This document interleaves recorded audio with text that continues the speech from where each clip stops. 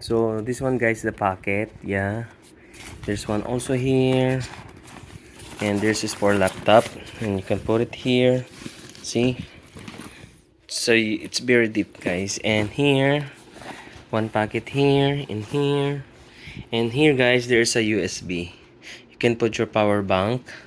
You cannot use this every day if you like, but because good this one for travel. There's also here you can put water. Also here you can put it here.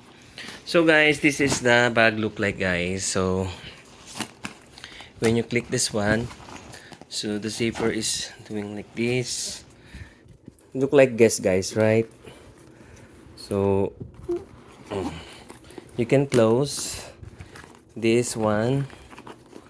See, you can close like that.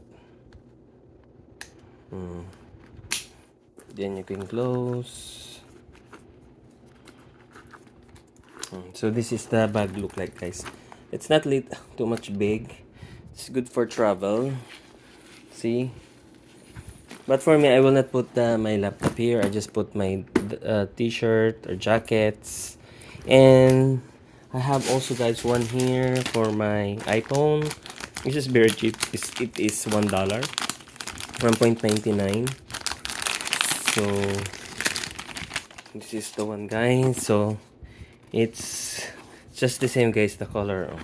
So this is my iPhone, so I will change it.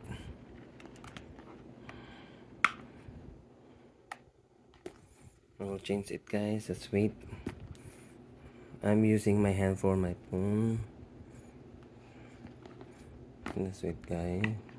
So guys, we were gonna go, but the good thing of this casing guys, it will cover your camera here like that, example like this. So you can put it here guys. So there's an option also, there's same like this iPhone 11. So it's easy guys to put. See, yun na guys. It's good guys. So compatible with this. This coming from SHEIN. See, with phone, it matches with this one. So thank you guys for watching. Highly recommended guys, this SHEIN.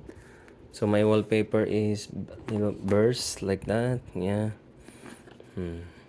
So you can put your phone here or here, but for me, I will use my messenger bag because the more safe. So this one guys. So thank you guys.